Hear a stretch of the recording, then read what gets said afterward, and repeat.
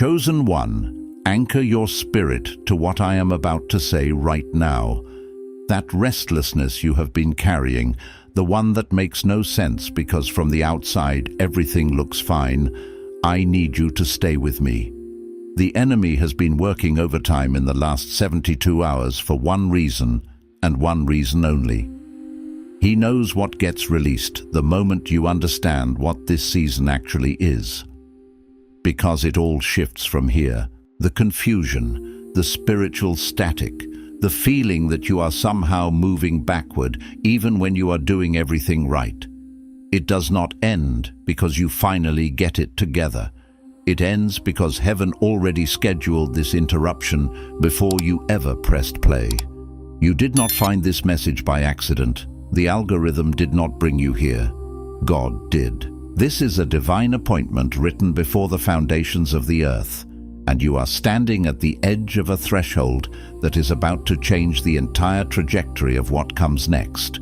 Stay until the very last second of this message, because in the next few minutes, I am going to show you the exact reason your spirit has been unsettled, even when your circumstances give you no logical reason to feel that way. I am going to walk you through the divine audit of what is actually being removed from your life and why. And at the end, I am going to give you the declaration that closes the door on confusion and locks you into your true assignment permanently. Do not click away.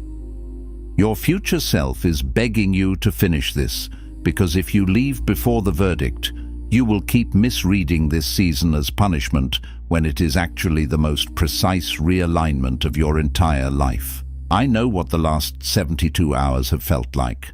Not chaotic necessarily, not falling apart in the obvious ways, just heavy in a way you cannot explain to anyone else, like the atmosphere around you shifted and nobody else noticed.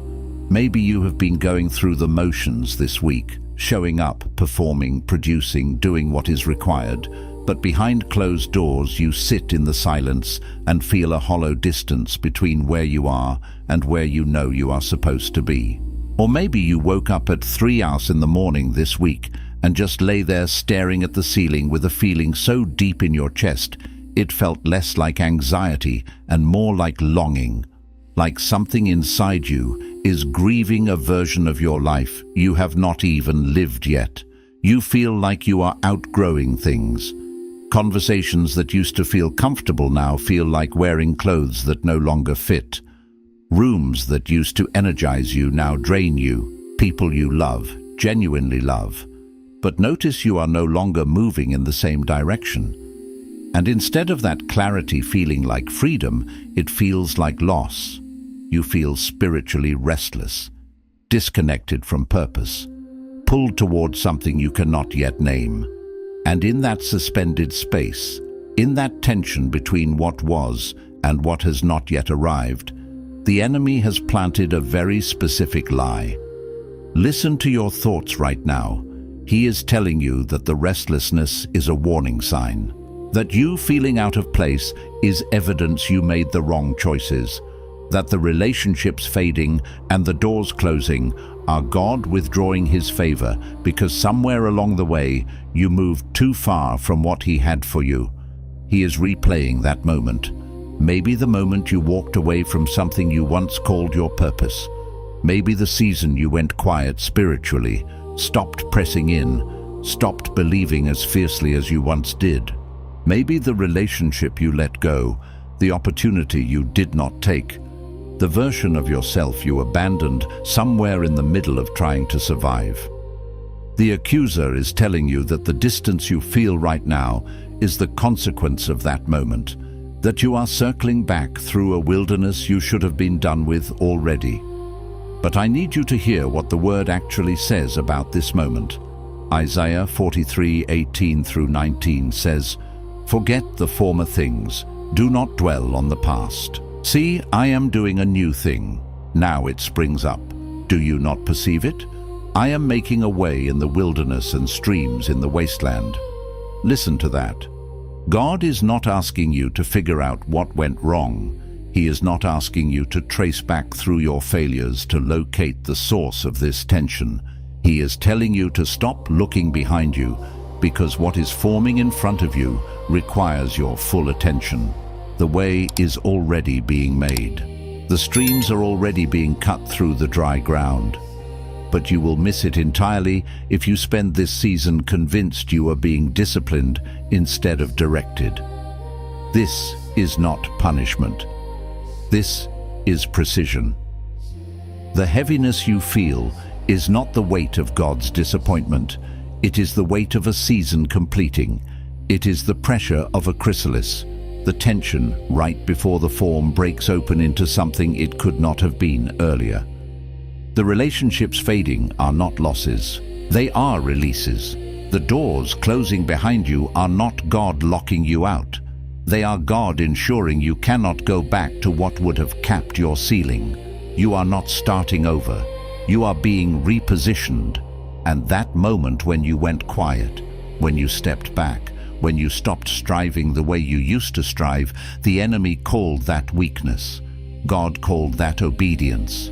Because you finally stopped running ahead of the assignment and stood still long enough for heaven to catch up to where you were standing. That was not a detour. That was the direction. And now that you understand what this season is, now that you can begin to see it for what it actually is, bathed in the pure light of divine intention, rather than the distorted, fear-laden narrative the enemy convinced you it was, something else, something profoundly important, needs to be addressed. Because truly knowing the truth about your current season, its purpose, its holy design, is only the initial glimmer of dawn on your path. The deeper, more penetrating question that often goes unasked, yet echoes silently in the chambers of your soul, is why your spirit has been so resistant to receiving this truth, to fully embracing this revelation. Why, even in those precious fleeting moments of crystalline clarity, when the divine whispers cut through the noise and illuminate your understanding, something intrinsic within you, a primal instinct perhaps, retreats back into the familiar yet agonizing ache of uncertainty, doubt, and self-protection. Why does the heart, having glimpsed freedom, still cling to the chains of what it knows? And that, my beloved friend, is precisely where we need to courageously go next, plunging into the depths of that resistance. There is a profound spiritual law, an immutable principle of the kingdom that most people, caught in the relentless currents of daily life, never truly learn, never internalize, until they find themselves shipwrecked, metaphorically speaking, deep in the bewildering, often painful, middle of a transition they not only did not ask for, but actively resisted. The law, etched into the very fabric of spiritual reality, is this: God, the master architect of all creation, does not renovate occupied space. He cannot pour new wine into old wineskins. He cannot build the new magnificent structure of your next season while you are still clinging, often desperately, to the dilapidated, outdated dwelling of the old one. This isn't a punitive measure. It's a structural necessity, a principle of divine engineering. And so, before the breakthrough can burst forth like a rushing river, before the luminous pages of your next chapter can even begin to be written, heaven, with precise and loving intentionality, initiates what can only be described as a divine clearing. This isn't because you have failed some cosmic test, not because you fell short of an impossible standard, nor because God is disappointed in your progress. No, not at all. It is rather because the magnitude and purity of the assignment that is coming, the sacred trust being prepared for you, cannot, by its very nature, coexist with the accumulated burdens, the old paradigms, the limiting beliefs, and the self-protective mechanisms that you have, perhaps unknowingly, been carrying. It's an act of grace, a clearing of the path, not a judgment of your past. Consider for a moment the timeless biblical narrative of what transpired when Solomon, a man of peace, was preparing to construct the magnificent temple, a dwelling place for the very presence of God. David, his father, a warrior king whose heart for God burned with an undeniable, passionate fervor, had first conceived of this grand vision. David longed to build this sacred edifice, to leave such a legacy for his Lord. But God, in his infinite wisdom, spoke directly to David, with words that must have been both humbling and deeply revealing. "You will not build this." This divine decree was not delivered because David was disqualified in character or spirit. It wasn't because his fervent love for God was deemed insufficient, or his numerous acts of worship somehow lacking. On the contrary, David was a man after God's own heart. But the reason was far more nuanced, far more profound. What was coming, the very essence of the temple as a symbol of peace and enduring covenant, required a builder whose spirit and hands had not been shaped by the ceaseless, often bloody grind of war. The very experiences that had so profoundly defined David's illustrious life, the relentless battles fought on unforgiving fields, the shedding of blood in the pursuit of justice and sovereignty, the raw instinct for survival forged in countless skirmishes and betrayals. These pivotal life moments were undeniably preparation, but they were preparation for Solomon, his son, and for the establishment of a peaceful kingdom, not for the sacred, unblemished construction of the temple itself. David's entire life, his triumphs and his tribulations, his psalms and his struggles, served as the bedrock, the foundational blueprint upon which this divine vision would ultimately rest. Yet, he was not destined to be the one who got to see the majestic walls rise, brick by hallowed brick, toward the heavens. His role was foundational. Solomon's was consummational. And as you reflect on this ancient story, I can't help but wonder how many of you, listening to these words, are finding yourselves in a similar David season right now. Perhaps you are carrying a vision, a dream, a deep spiritual conviction that feels profoundly real, undeniably God-given, burning brightly within your soul.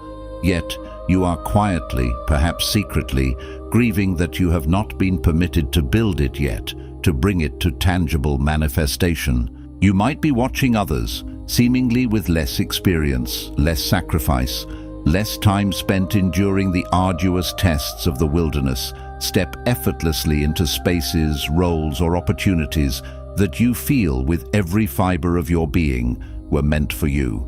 You may be wrestling with an insidious whisper that asks, "Why does someone else get to stand in the very room I meticulously prepared, the blueprint of which I poured my heart and soul into?"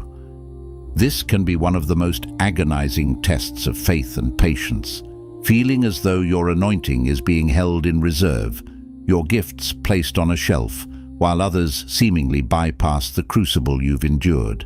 But here is where the spiritual insight goes immeasurably deeper, piercing through the superficial layers of frustration and comparison. What if the waiting, the prolonged period of anticipation that feels like a delay, is not fundamentally about your readiness in the way you have been conventionally defining it? What if it's not primarily about acquiring more skill, or accumulating more faith points, or demonstrating unwavering consistency in your spiritual practices?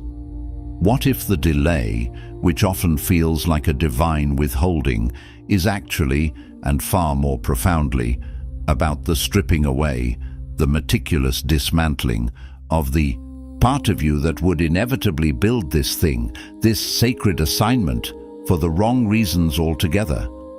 Because David, the mighty warrior and poet, could not build the temple, not, as we've established, because he was impure in heart, but because the very ambition, the intense focus on war and survival, the innate drive to conquer and establish, had intricately woven themselves into the very fabric of how he built everything. His hands, though skilled in battle, carried the energetic imprint of striving, of conquest, of proving. And God, in his perfect discernment, needed a builder whose hands were not just clean from the stain of sin, but were, more subtly and profoundly, clean from the energy of striving, from the compulsion to prove, from the need to earn what was already freely given. He needed a heart whose default posture was rest in divine provision, not restless human effort. This deeper work, this delicate yet powerful extraction, is precisely what is being removed from you right now, even in this very season. It is not your intrinsic gifts, those unique talents and endowments God has placed within you. It is not your divine calling, the sacred purpose for which you were created and chosen before time began. And it is certainly not your precious connection to God, which remains steadfast, even when you cannot feel it. No, what heaven is meticulously, lovingly, and sometimes painfully extracting is the striving. That relentless inner drive to achieve, to perform, to hustle for your worth. It's the building to prove a point, to silence critics, to validate your existence. It's the showing up to be seen, to garner applause, to earn recognition. It's the performing the assignment, not purely out of love and obedience, but so that the assignment itself would, in turn, validate your inherent worth, affirm your belonging, and quiet the inner insecurities that whisper you are not enough. Heaven is precisely extracting the part of you that needed the breakthrough, the manifestation, the success, to feel chosen, to feel accepted, to feel loved. Because the profound, unshakable truth, etched into your very being, is that you were chosen, affirmed and loved, intrinsically and unconditionally, before the breakthrough was ever conceptualized, before it was ever written into the grand unfolding tapestry of your story. Your worth is not a prize to be won, it is a gift you already possess. And this profound inner work leads us directly to something that most people, even those deeply committed to their spiritual journey, miss entirely. The persistent, nagging feeling that has recently manifested as spiritual disconnection, that perplexing flatness in your once vibrant worship, the deafening silence that seems to permeate your once intimate prayer closet, the pervasive sense that heaven feels profoundly distant and unresponsive, even when you are diligently doing everything you were taught to do, every prescribed religious act. This is not, I repeat, this is not God withdrawing from you. This is not heaven turning its back.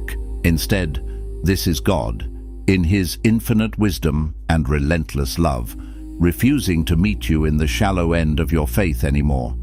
You, like many, have perhaps been wading in the same familiar, comfortable, yet ultimately limiting waters for so long that the predictable feel of it, the mere routine, has subtly and insidiously become a substitute for genuine, transformative depth. And that pervasive silence you perceive, that spiritual void, is not an absence of God's presence. Quite the opposite.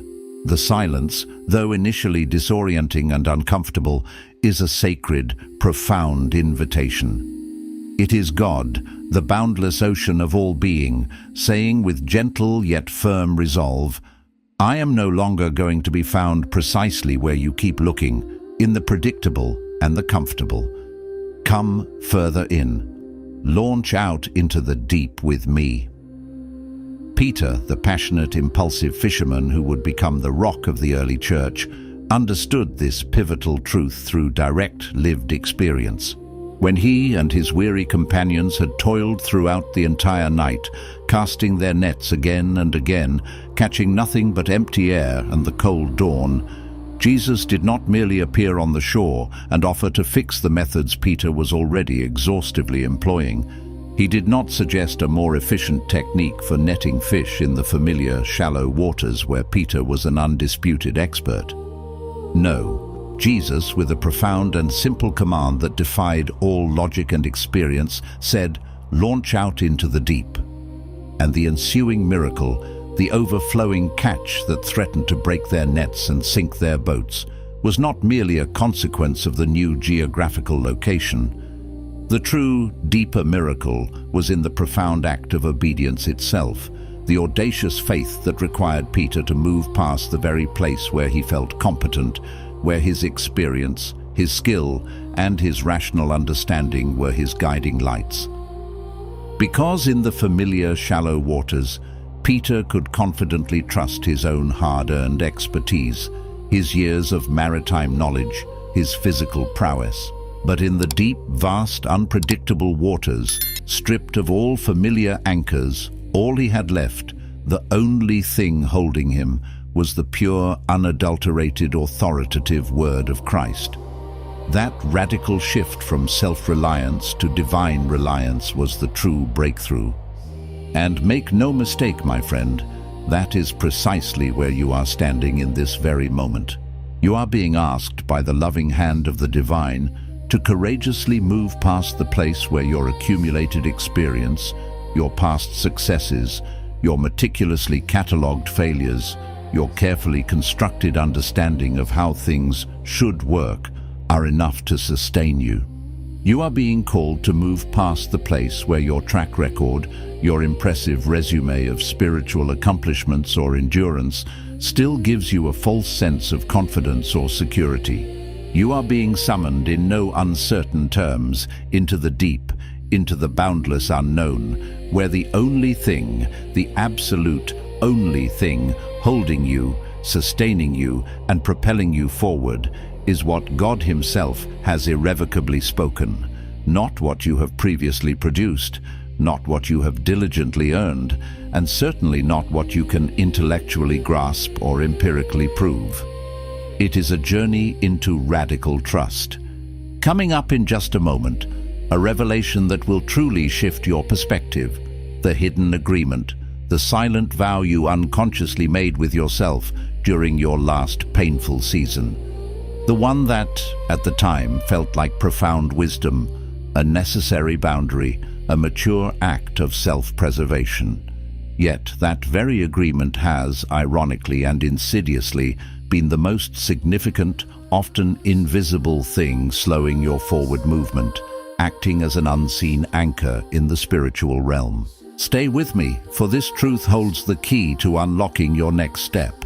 But first, before we dive into that deeply personal truth, this next point has to genuinely land, has to permeate the layers of your understanding, because before we get there, you need to grasp what has been subtly and profoundly happening in the spirit realm while you have been feeling stuck, stagnant, or disoriented in the natural, tangible world.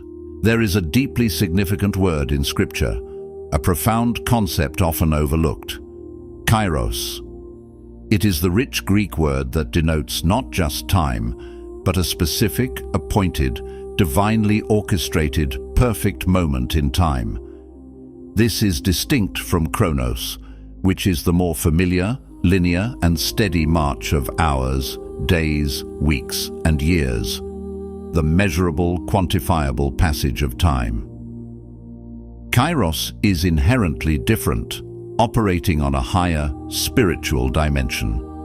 Kairos is not merely a segment of time, it is the opportune moment, the pregnant pause, the moment inside the moment, the sacred intersection where heaven, with surgical precision and perfect timing, breaks through the veil into human experience, unleashing divine purpose and power. It is the spiritual crescendo, the point of divine intervention. You, my friend, have indeed been diligently living in chronos. You've been moving through your days, managing your responsibilities, surviving your seasons, navigating the predictable ebb and flow of earthly life. But heaven, with an intricate foresight and a profound, overarching plan, has not been idle. It has been meticulously building and preparing toward a kairos moment specifically for you. And the preparation for such a kairos moment, a moment of divine breakthrough and repositioning, looks nothing, absolutely nothing, like what you would design or expect if you were the one in charge, if you were dictating the terms. It often looks like silence, a profound, unnerving spiritual quietude where answers seem scarce and guidance feels absent. It looks like smallness, a stripping away of external validation, public platforms or grand achievements, reducing your focus to the mundane or the unseen. It looks like the very ground beneath your feet going profoundly quiet, a deep stillness that precedes a seismic shift, a powerful upheaval of what once was. It looks, in fact, exactly like what you have been experiencing, enduring, and mistakenly calling a setback, a delay, or even a divine abandonment. This quiet, this stillness, is not an empty void. It is the fertile ground for your future. Elijah, one of the most powerful prophets in Israel's history, experienced this paradox of divine preparation most acutely. After his monumental, awe-inspiring prophetic victory on Mount Carmel, after the celestial fire dramatically fell from the heavens, consuming the sacrifice and proving the omnipotence of Yahweh, after the humiliating defeat and execution of the prophets of Baal, after the long, agonizing drought finally broke with a torrent of miraculous rain, what did Elijah do? He ran. Not forward into the next victory, not into the waiting arms of celebration, but away in fear and exhaustion. He collapsed, utterly depleted, under a solitary juniper tree in the wilderness, and in a moment of profound despair, he pleaded with God to let him die, convinced his work was over, his spirit broken. And what, remarkably, did God do in that moment of raw human vulnerability? Did God rebuke him for his fear? Did God remind him of the spectacular miracle he had just performed, questioning his sudden lack of faith? No. God, with immense tenderness and understanding, let him sleep. Then, with even greater care, God sent an angel to minister to him, to feed him miraculously with a hearth cake and a jar of water, not once, but twice, because God, in his perfect foresight, knew what Elijah, in his post-triumphal exhaustion, had not yet fully understood, that the next assignment, the next chapter in his prophetic journey, was even greater, even more demanding than the last one, and his physical body and his weary spirit needed to be profoundly restored, replenished, and recalibrated before he could possibly carry its immense weight. The rest was not a pause, it was a profound part of the plan. Rest, in the divine economy of God, is never wasted time, never a sign of laziness or failure. On the contrary, it is always, without exception, a crucial form of preparation. And the season that has felt to you like an unbearable stillness, a prolonged period of quiet inactivity, has been heaven's strategic, deeply compassionate way of restoring what the last battle, the last trial, the last season of intense striving and giving took out of you. You did not, contrary to what your inner critic might whisper, lose ground during this period. You were, in fact, being recovered, meticulously restored. There is a monumental, often overlooked difference between merely retreating in defeat or exhaustion and being deliberately rebuilt by the hand of God. And what may have looked from the outside like a disheartening retreat, a withdrawal from the front lines, has been God, the master builder, meticulously rebuilding the very inner architecture of who you are, reinforcing your foundations, strengthening your spiritual framework, so that it can not only withstand but gracefully hold the unprecedented weight, the new pressures, and the expanded glory of what comes next. This is a season of profound, often invisible, spiritual re-engineering. And this brings us, perhaps uncomfortably, to something that most people instinctively avoid, not out of malice, but because it requires a level of unflinching honesty, a raw vulnerability that is genuinely unsettling. That hidden agreement I alluded to earlier, the silent, insidious vow you made with yourself in the crucible of your last truly painful, deeply wounding season. Here is what it sounds like, disguised in the cloak of rationality. It sounds like profound wisdom, born of hard-won experience.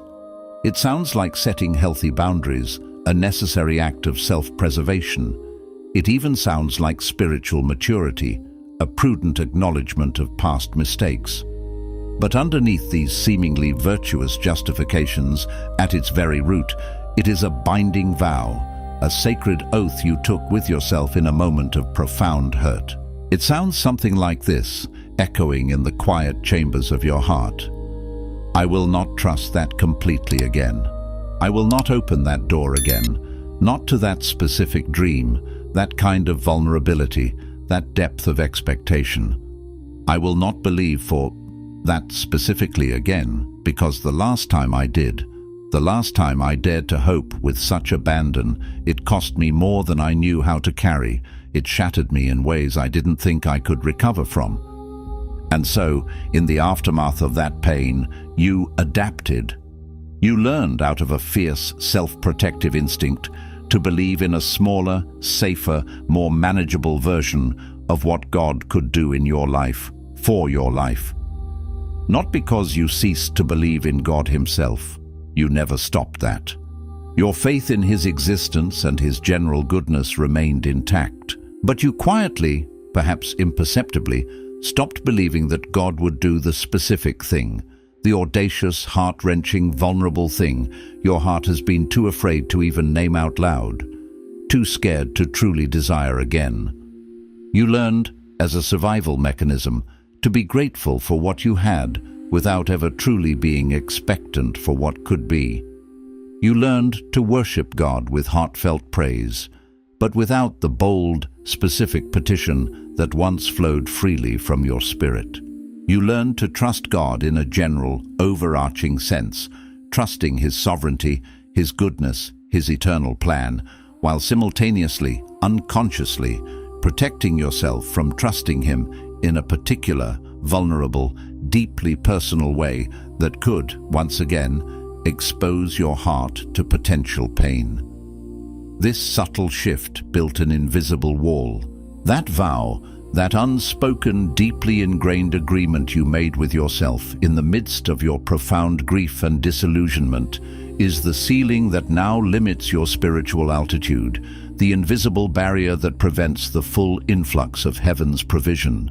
That very agreement is the exact thing heaven is now lovingly, yet insistently, asking you to courageously surrender, to willingly lay down. Because the assignment that is coming, the next chapter of your divine purpose, requires a version of you that can believe for the impossible again, not merely theoretically, as a theological concept to be affirmed, not just generally, as something God might do for someone else, but personally, specifically, with your name, your deepest desires, and your most vulnerable hopes attached directly to it. It requires a heart unbound by past hurts, daring to dream again. But let me challenge you with something even deeper, something that often escapes our conscious awareness. Because even if you have heard this kind of message before, even if you have come close to this sacred moment of surrender, feeling the truth resonate within you, something profound has subtly yet persistently kept you from fully crossing over that threshold, from stepping into the complete freedom of that surrender. And here is what I have observed, time and again, in countless spiritual journeys. Most people, when faced with this inner resistance, think the barrier is primarily doubt.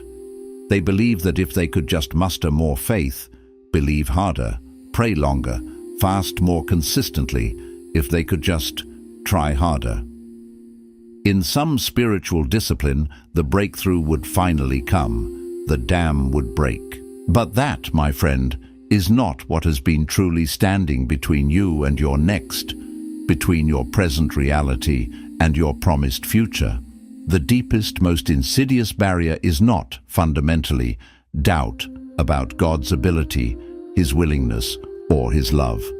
The true, often hidden barrier is shame about yourself. Deep underneath the spiritual questions that swirl in your mind, underneath the complex theological wrestling you may engage in, underneath the persistent wondering why the answer has not yet manifested or why the promise seems delayed, there resides a quiet, persistent, yet profoundly crippling belief that you are the variable. that God in his infinite power is undeniably able, but that you are somehow the inherent reason it has not happened yet. That somewhere in the intricate tapestry of your personal story, in your past choices, in the flaws of your character, in your secret life that only heaven has intimately witnessed, you have inadvertently, irreparably disqualified yourself from receiving, from truly embodying, the fullness of what was originally written for you in the scrolls of divine destiny. This belief, this quiet conviction of your own unworthiness, is the true enemy of your progress. And that precisely is the insidious lie the accuser, the enemy of your soul, has been strategically deploying, not as a thunderous shout that you would immediately recognize and rebuke, but as a subtle, persistent, almost imperceptible whisper. Because he intimately knows that if he shouts his accusations, if he brings them into the light, you possess the spiritual authority and discernment to rebuke them outright, to expose them for the falsehoods they are. But if he can manage to get that lie to subtly settle into your subconscious assumptions about yourself, if he can weave it into the very fabric of your self-perception, it will work its destructive magic from the inside out, silently eroding your foundation. It will cause you to shrink back, to hesitate, every single time you are on the verge of stepping forward into your calling, into your next. It will compel you to qualify your prayers, to temper your petitions, to lower your expectations before you even dare to articulate them to heaven. It will make you quietly grateful for far less than what was genuinely promised, because a deep, unexamined part of you has come to believe, perhaps unconsciously, that the full, audacious promise was never truly for someone like you, someone with your past, your imperfections, your perceived shortcomings. Coming up next, a truth that will turn this lie on its head, an unexpected revelation about why the very thing you are most ashamed of, the part of your story you wish you could erase, may actually be the precise, divinely intended material God has been patiently waiting to use, not just for your healing, but for your most powerful testimony. Do not go anywhere. This is a game changer. Because here is what you need to profoundly understand about the grace of God before we even begin to unpack that liberating truth. Grace is not merely a spiritual covering, a convenient cloak that passively hides your failures, your flaws, your secret mistakes from God's all-seeing, omniscient gaze. Let's be unequivocally clear, God sees everything. He always has, from the very beginning of your existence, in the depths of your heart and the expanse of your timeline. There is no hiding from Him. Grace, true divine grace, is far more active, far more potent, far more transformative than a mere covering. Grace is the active, dynamic power that takes what the enemy maliciously meant for your utter destruction, what he intended to be your downfall and your shame, and powerfully, miraculously reroutes it, transmutes it, into the very material, the raw, refined substance God skillfully uses to construct your most compelling, most potent, most liberating testimony. Your perceived worst chapter, the one stained with regret, the one you wish you could tear out of your life's book, is not, in the divine narrative, a permanent stain on your story, a mark of indelible shame. On the contrary, it is often precisely that chapter, with its raw honesty and its painful lessons, that gives your entire story its profound power, its authentic resonance, and its redemptive impact. Because no one truly gets set free. No one's spirit is truly ignited by hearing about how a perfect person flawlessly stayed perfect, untouched by struggle or brokenness. People get truly set free, their chains broken, their hopes rekindled, when they hear about how a broken, flawed, struggling person was intimately met by divine grace and miraculously made whole, transformed from the inside out and used powerfully despite their past. Consider the awe-inspiring journey of Moses. He did not lead the Israelites out of the bondage of Egypt in spite of the harrowing 40 years he spent in the barren wilderness after fleeing Egypt as a murderer, an outcast with blood on his hands. No, he led them out because of it. Because those 40 years in the scorching desert, tending to sheep, living a life of profound obscurity and humility, in constant nearness to the raw, untamed ground, those wilderness years were not merely a consequence of his past failure, a period of wasted time or divine punishment. They were a meticulously designed curriculum. Those decades meticulously dismantled everything in Moses that had been built, cultivated, and ingrained in him during his privileged upbringing in Pharaoh's opulent palace. They systematically removed the Egyptian from him, the pride, the self-reliance, the hot temper, the worldly ambition, the need for control, the royal entitlement. They stripped away the false identity of a prince so that the true, humble, God-dependent deliverer could finally emerge, purified and prepared. And what looked from the outside like a wasted season, a painful exile, or merely the natural consequences for his violent failure, was actually the precise, divinely orchestrated preparation, the essential training ground for the most significant world-changing assignment in the entire history of Israel. Your wilderness, my friend, was not a consequence of your failings. It was a curriculum, carefully designed by the divine hand, for your elevation. And now, here is the part, the ultimate truth, you might not have seen coming. The part that, if truly received, reframes absolutely everything you thought you knew about your current season and your spiritual journey. Because everything I have spoken up to this very moment, every concept, every metaphor, every scriptural insight, has been meticulously building toward this profound, pivotal realization. And while most people, rooted in their conventional understanding, are simply not ready to receive it, I believe you are. Precisely because you have stayed, because your spirit has leaned in, because you have endured the uncomfortableness of confronting these deeper truths. The fundamental thing that has truly been blocking you, that invisible yet unyielding barrier, is not primarily fear, though fear has certainly been a powerful presence. It is not fundamentally shame, though the accuser's whispers of unworthiness have been real and persistent. And it is not at its core unbelief, though your faith has undoubtedly been tested and stretched.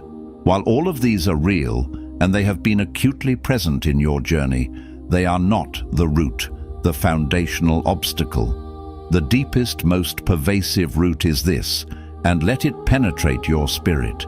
You have been waiting for permission. You have been waiting for an undeniable sign, an indisputable confirmation, a prophet's precise word, a door to swing open so obviously, so miraculously, that you would have no choice, no other option, but to walk confidently through it.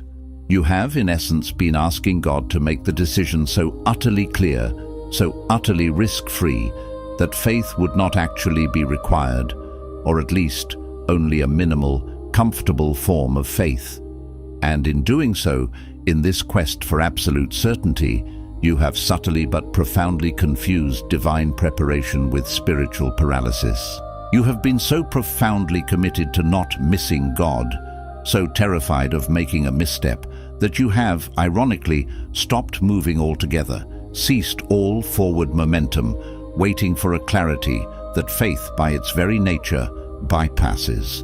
But faith, by its very inherent nature, by its very definition, requires audacious movement before the visible evidence appears.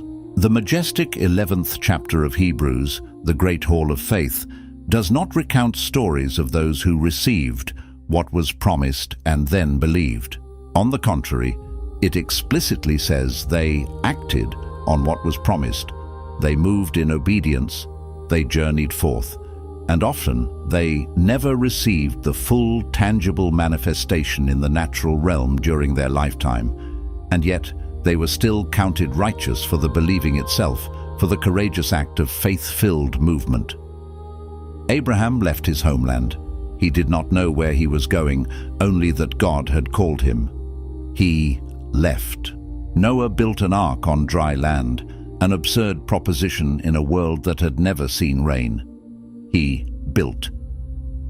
The disciples were called by Jesus while they were still deeply engrossed in their familiar, secure livelihoods, still holding their fishing nets, still collecting taxes. They dropped them. They did not wait to fully comprehend the entire assignment, the complete picture of their destiny.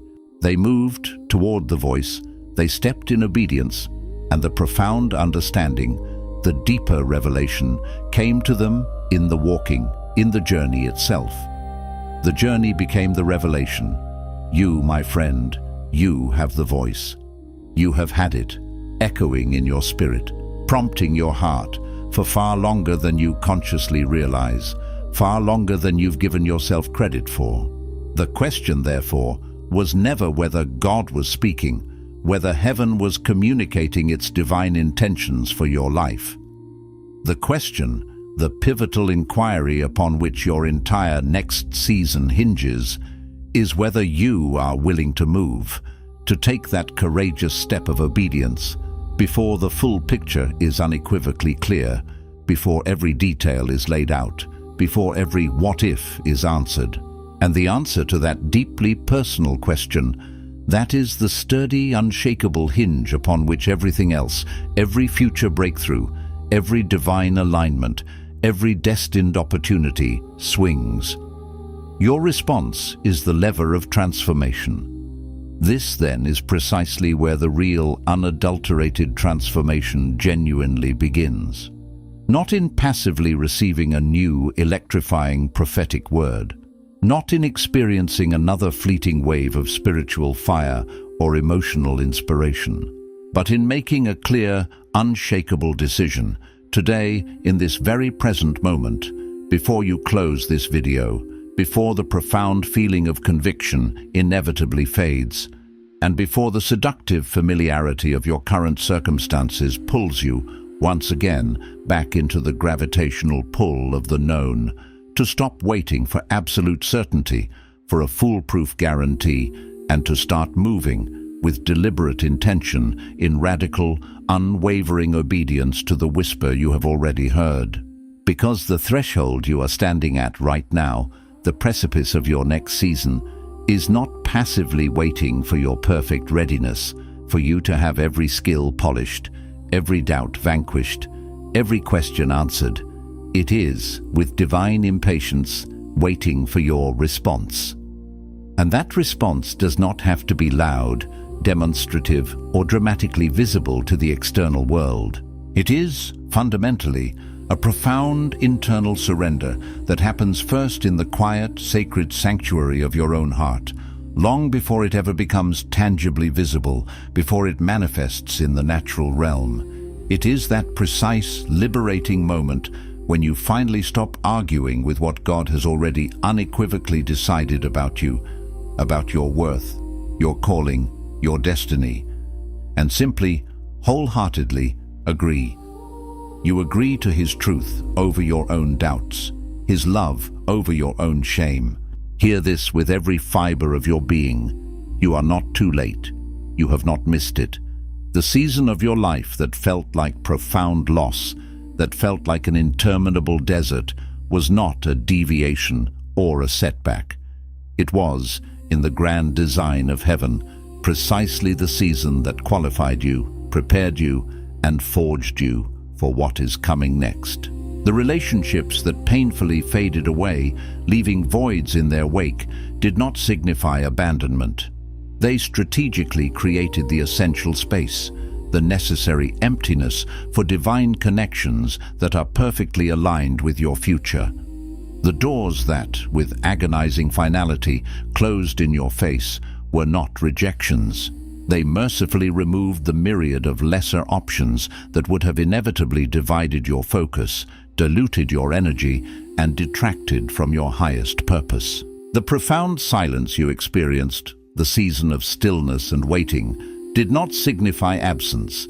It meticulously created the spiritual capacity within you, to hold the weight and the glory of what is to come. Everything that, from your limited human perspective, looked, felt, and tasted like subtraction was actually heaven doing a complex, divine arithmetic you could not yet see, adding profound spiritual assets by strategically removing what was no longer serving you, multiplying your inner resources by stripping back external distractions, and silently compounding the investment of your faithfulness in ways that are about to, with breathtaking suddenness, become gloriously visible in the natural world.